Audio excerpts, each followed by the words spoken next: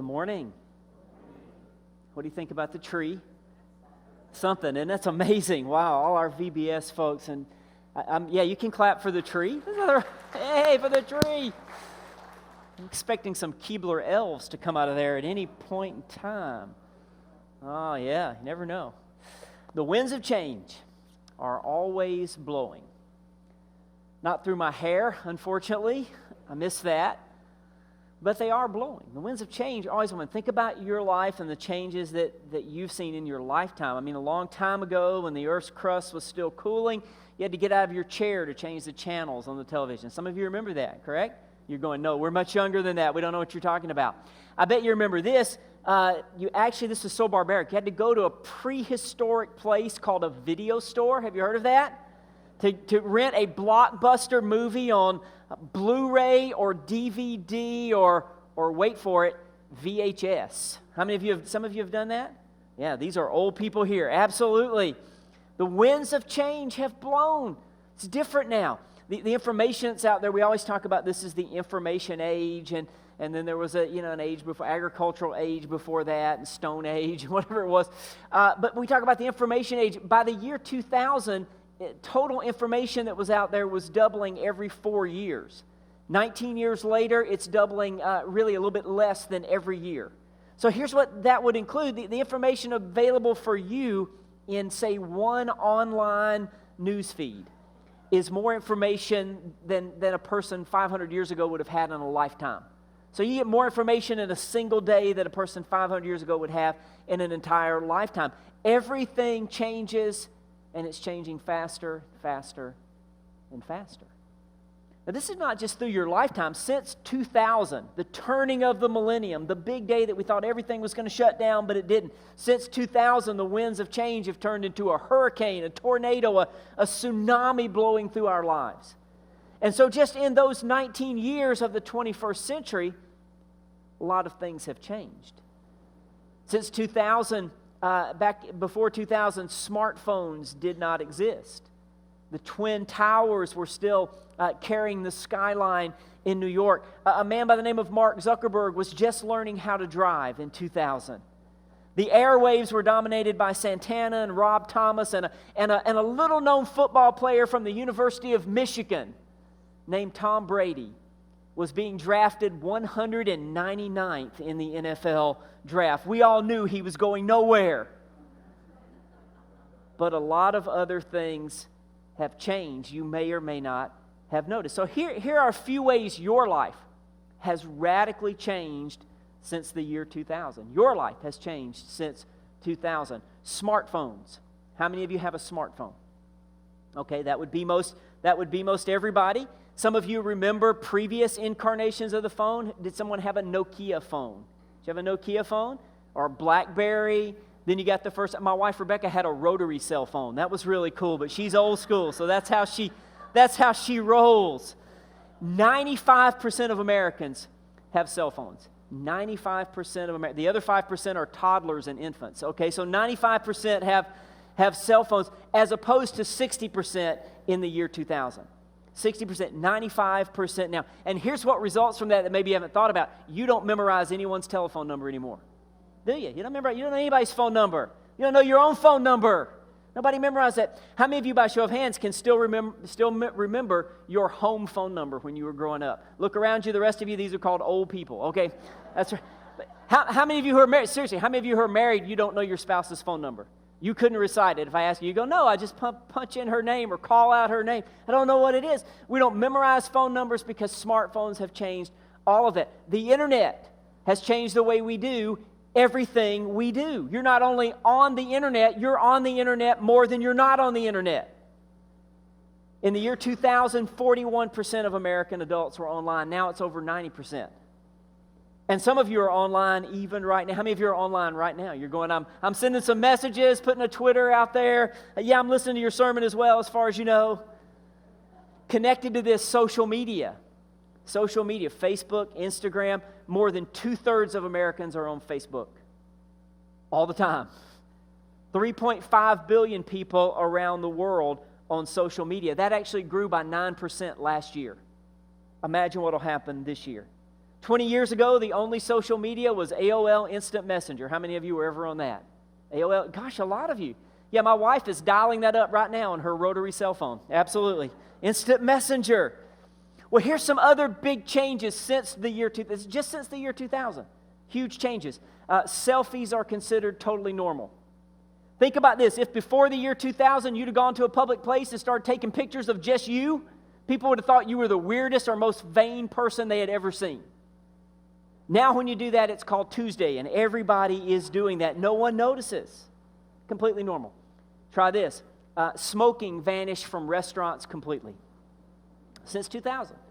So some of you have never, if you're younger, some of you have never been into a restaurant and had the maitre d' ask you smoking or non-smoking. Never had that experience. It's all non-smoking. By the way, that's the sign you're in a bad church, too, if you walk into church and the usher asks you smoking or non-smoking section. So I hope that didn't happen to you this morning, but if it did, I'm really, really sorry. How about this? Kale and quinoa have changed the way we eat. Some of us, anyway. I don't eat them, but you probably do. Used to be, before 2000, a salad was just lettuce. Now it's not anymore. Huge change. I don't know if you like this or not. Gay marriage is the norm. It's the norm. I've got some friends who are kind of big activists for that. Some of them still seem kind of angry. I have to say to them, in our culture, you've won. Cut it out. It's the norm now. Look around. It's just normal. Since 2000, it's completely the norm. Friend became a verb. Friend became a verb. As in friend and unfriend you on Facebook or some other social media. It's become a verb since 2000. Meta movies have become the norm. It's never just one movie, it's an entire franchise. Always an entire franchise. So the next Avengers is Iron Man 75. Iron Man rusts out and is replaced by a Prius. So be looking for that. That's coming. That's coming. TV sets have become big, cheap, and awesome. TV sets, big, cheap, and awesome. How many of you, by show of hands, let's be honest, how many of you have one big flat screen TV, at least? At least one. Okay, that's a lot of fun. Yeah, because they become big, cheap, and awesome, and so we do that. How about this one? Voicemail has gone from innovation to annoyance. Voicemail since 2000, right? It was a big deal at one point. Now it's an annoyance. If you don't ever send a voicemail to a teenager, they'll never check it. Most of them don't have it set up on their phone. They don't have it set up. They can hack into the Pentagon, but they don't have their voicemail set up. So if you need the Pentagon hacked into, they can do that for you. No voicemail set up. Life has moved to the cloud. Do you know what that is, the cloud? It's not like anything in the sky. It's a warehouse in Arizona, but they call it the cloud. It's where all your data is stored. We store everything somewhere else. And then this last one, since 2000, online dating has zero stigma. Online dating now has zero stigma. How many of you remember online dating when it was creepy? Okay. How many of you met your mate like that? They haven't killed you yet. It's okay. So it's probably going to be fine. A lot of changes. That's just since 2000. The world has radically changed because change is the only thing that's constant in our world. And you realize that. Change is not only constant, and you think of change kind of, does it just go in one direction? But the truth is it comes back around as well. So change is moving forward, but yet change also comes back around. I'll give you an example of that. One guy put it this way, kind of in his own life. He said, my great-grandfather rode a horse but was afraid of the train. My grandfather rode the train but was afraid of a car. My father rode in a car but was afraid of an airplane. I ride in an airplane, but I'm afraid of a horse. Change comes and goes back around. We change lanes, we change directions, we change our clothes, we change channels. If you're a guy, you change channels all the time. We change our minds, we change our hairstyles.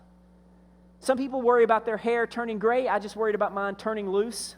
Undoubtedly, that worry has come to pass. But here's what I'm thinking. I think I'm going to change my hairstyle. Years ago, I tried it once. I shaved my head bald. I think show that picture of when I shaved my head last time. Change is pretty good, isn't it? You're going, wow, you should really do that. But let's be honest, not everyone likes change, and certainly none of us likes all the changes that come. I think we're a lot like this. Famous Chicago journalist Sidney Harris wrote this. I think this is right. He said, our dilemma is that we hate change and love it at the same time. What we really want is for things to remain the same but get better. And it shows, doesn't it? Some changes we receive almost immediately. Some changes we do, we receive almost immediately. Some of you remember, how many of you, by a show of hand, remember the first, I'm looking around seeing, some of you remember this. Who remembers having their first colored TV set? Anybody remember that? Go from black and white to color? Okay, well, you guys go way back. Okay, I was going to say, maybe I should use, regular screen to flat screen. But yet, you never wanted to go back, did you? How many of you longed to have that black and white TV back? No! When you got that big screen, we've got this giant screen. My son, a couple years ago, got me this giant screen for Christmas TV. You never go back. You receive that change immediately. And now I start thinking, is there a bigger one? Will it fit on the wall? There's not enough space. You don't go back.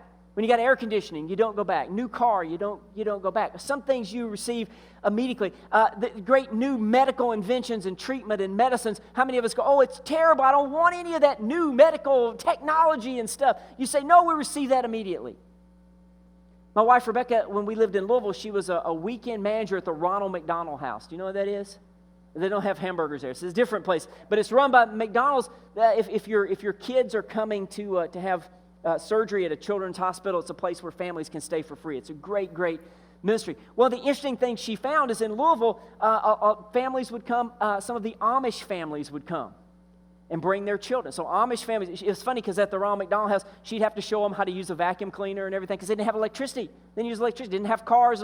She'd have to show them how to use an electric can opener, all this kind of stuff. But they brought their children to the latest medical treatment for conditions that they had. Now, I'm not, you say, you think it's hypocritical? No, that's smart, right? Some changes we receive immediately because they are great changes. Other change we reject initially. We reject. Have you heard someone say this? The only people who really like change are babies with dirty diapers. And every one of us who has ever woken up with a wet baby sitting on your head. Have you done that? If you have kids, you've probably done that. You like change. I saw this in a church nursery once. Had this scripture on the wall, we shall not all sleep, but we shall all be changed. Yeah, I don't think that's exactly what that's talking about, but it might work. But when there's change that you don't ask for, or there's change that seems unfamiliar, or there's change where you say, hey, wait a second, this is not broken, why are we trying to fix it? Or change that hurts and is negative, or change that feels like you're losing more than you might gain. We're quick to reject that change. Very quick. But those changes come. I read a piece where someone was comparing the way we respond to change to modes of transportation. So the way we respond to change compared to modes of transportation. And here's how he did. He said there are some people with regards to change, they are tricycle people. Tricycle people. He said they grumble about change, but like riding a tricycle, that doesn't get you anywhere. But you can keep riding it. And then he said there are paddle boat people. Do you remember the paddle boats? He said those folks worry about change. They worry about it. But like riding in a paddle boat, it looks like fun until you get out there. And then you get out there and you keep having to paddle and paddle and paddle. And you get tired and you realize you still haven't gone anywhere. You're still in the middle of the lake. So you just pose for a picture like that so you can go back in. Worry about change. Doesn't get you where. Then he said there are pogo stick people. You been on a pogo stick? He said pogo stick people, they just bounce from change to change to change with no reason. This guy's going to end up in a bad way, I think. You see that picture? Right? His next move is down, I'm afraid, backwards. So they just bounce and change with no particular purpose, no particular direction. They just really like to change things for the sake of change. And then the opposite, maybe he calls them buggy people, like horse and buggy. And you remember the story. Those are those folks who just really ignore change. In the 1900s, when the car was coming about and Ford was inventing the car and the folks who made buggies were still invested in the buggy business and they thought the car was just a passing fad and they thought they were in the buggy business and they didn't realize they were in the transportation business. And they ignored that change and it came back to bite them. There are people who ignore change like that. And then the last one, he said there are donkey people who just stubbornly fight change at every turn. Now, you might be one or sometimes even all of those people, but if change is really the only thing that's constant, as the Greek philosopher Heraclitus said in 500 BC, if he was right so long ago, and I think he is, then changes will come and they'll keep coming for you, and you can't change that. But you can change the way you respond to when change comes into your life. Writer Arthur Ward said this, the pessimist complains about the wind. The optimist expects it to change. The realist adjusts the sails. So we're going to be realists this morning for just a few minutes, and we're going to turn and face the changes, and we're going to respond to life changing by turning to the God who is good. When life changes, as it always does, we're going to turn to the God who is good. So in this unpredictable jungle of changes, it turns out we have a God who doesn't change. The prophet Malachi, in his book, chapter 3, verse 6, where God says to the prophet in the Old Testament, I'm the Lord, I don't change. All the way to the New Testament, where the writer of Hebrews says that Jesus Christ is the same yesterday, today, and forever. So we're going to look at some principles real quickly to help us adjust our sails for the changes that keep coming in our world and in our lives, and then how we're going to face those changes. So here's what we're going to do. You need to face those changes. You need a foundation that never changes. A foundation that never changes. In a world of uncertainty and change, where in the world could you find a foundation like that never changes? Jesus, in a great passage of Scripture we call the Sermon on the Mount. So he's teaching to a crowd, and he talks about this foundation that you have in a changing world. Matthew chapter 7, Jesus speaking. He says, therefore, everyone who hears these words of mine and puts them into practice is like a wise man who built his house on a rock. The rain came down, the streams rose, and the winds blew and beat against that house, yet it did not fall because its foundation was on the rock. In our shaky, changing world, you need a solid foundation. Where do you find that? Do any of you scuba dive? Any scuba diving people? You do that? Okay, some folks. If you scuba dive, there's a place in the Virgin Islands where you can dive called the Wreck of the Rhone, R-H-O-N-E, the Wreck of the Rhone. The Rhone is a British ship that sank in 1867. Who remembers that? Any of you there? Okay, no. In a terrible hurricane. And it was one of the, this is almost kind of funny when I say it, it was one of the first iron ships, so they thought it was unsinkable. Boy, that sounds familiar, right? That was a Titanic mistake, I think. But anyway, it sank in 80 feet of water, and 120 passengers drowned. Now, the reason for this is in those days, folks wore their Victorian clothes. Not very many people could swim. So no kidding, they would tie the passengers in their beds at night during a storm. Because they thought that in the middle of the storm, the passengers might panic and they might come up on the deck of the ship. And if they came up on the deck of the ship in the storm, the waves and the wind might blow them into the water. And because they couldn't swim and wore these crazy Victorian clothes, they would drown. So they thought the safest place for them would be tied to their beds in a ship that couldn't sink. What could possibly go wrong with that? That's actually where the term good night, sleep tight comes from. Did you know that? Good night, sleep tight. So what happened is the ship was hit the rocks. It was made of iron. It broke apart. It sank in 60 seconds in 80 feet of water, and the passengers didn't stand a chance because they were tied to their beds. Now think about this. The storms of life are going to come. There's no doubt about that. Those are inevitable. So you better make sure that you really are tied to something unsinkable. Because if you tie your hopes and dreams to something that can sink and that can change, you're always going to be worried about that, and rightfully so. But can you tie yourself to something, to someone that's unsinkable? In a changing world where everyone and everything around us seems to be shaken, and even in a church where change is often a little more than uncomfortable, we take comfort in the fact that God says, I'm not going to change. Everything and everyone else, they will change, but I'm permanent. You can count on me. I'll always be the same. I'll always be the same. It's a great cartoon I saw in town where a kind of guy goes up to heaven, and he's going to see God, but he meets the secretary first. So God has a secretary. Who knew? So he meets the secretary, and he asks the secretary this question that you would ask. He said, is he in? Is he in? And the secretary says back to him, he's always in. He's always in. And you can always count on him to be faithful and gracious, loving and powerful. You can count on him. He won't let you down. He's the one perfect Father who doesn't change, won't let you down. And the truth is, he's the only one. He's the only one. I'll tell you a quick story. When my son Sam was in elementary school, and one day we were in the kitchen and we were horsing around. Have you ever rolled up a towel and popped anybody with it? Have you done that? You're thinking of some people you'd love to do that to right now. Well, we were kind of horsing around. I was trying to teach him to do that, and he would sort of pop me, and it wasn't very good, and I would pop him very lightly. And somehow, for some reason, I don't really know what happened, I rolled the towel maybe a little tighter than I should have, and I popped him, and I really popped him. It stung him. And he looked at me. This was so sad. He looked at me, and tears welled up in his eyes, and he started crying. And he ran downstairs, and he slammed his door, and he lay down on his bed crying.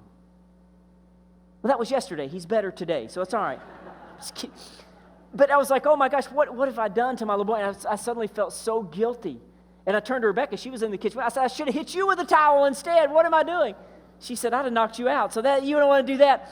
So I ran downstairs and I apologized. But I'm telling you, it's the first time that I felt that guilt, that I had hurt him, and that like it was accidental, but it felt intentional. And I was overwhelmed by grief, and my mind was racing ahead. And I was thinking, I can just imagine that 20 years from now, Sam is in his prison cell talking to his cellmate and saying, it all started when my dad popped me with that towel that sent me down this course.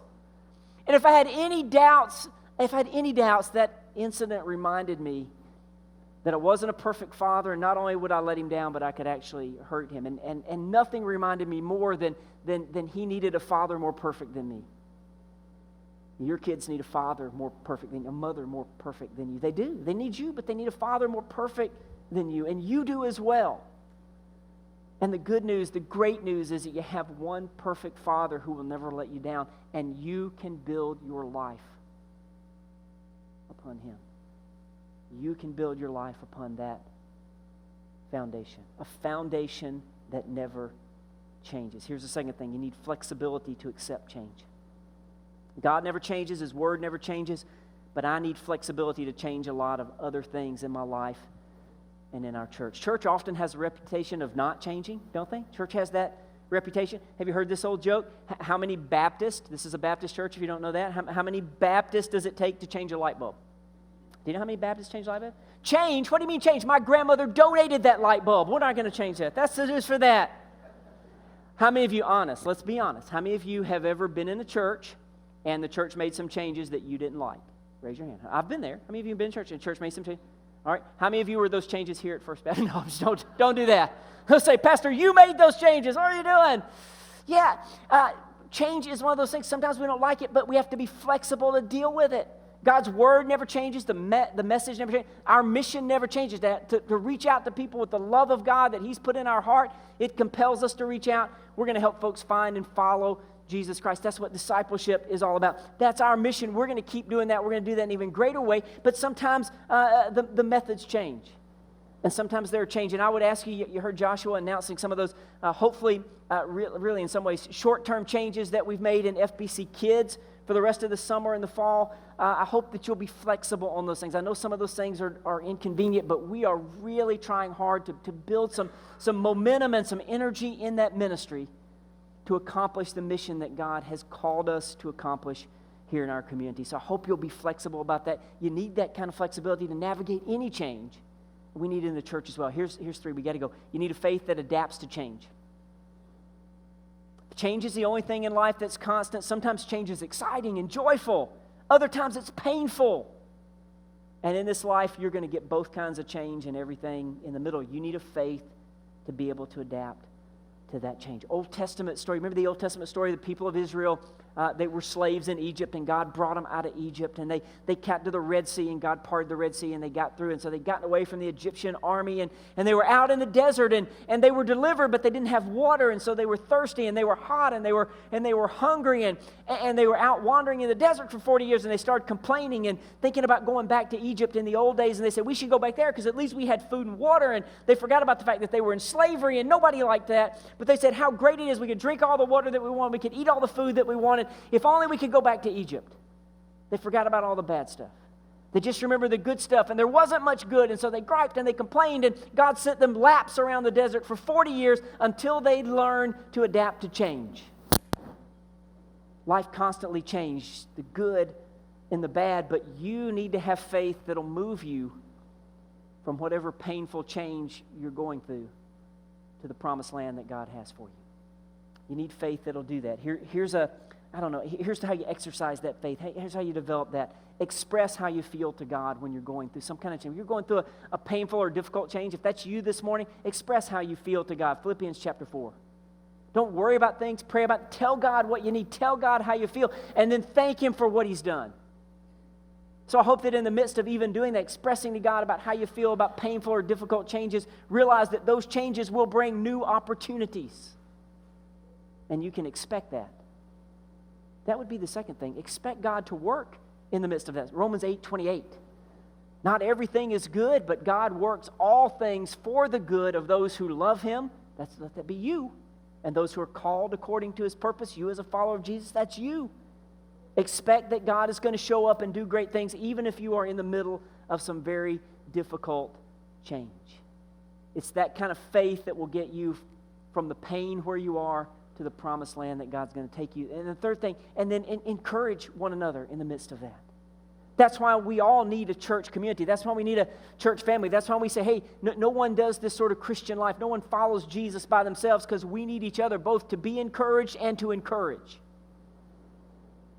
Because this changing world can be discouraging, as can a lot of people. Discouraged just simply means take away courage. And there's no time that you need courage more than when you're facing painful and difficult changes. You need a faith that adapts to change.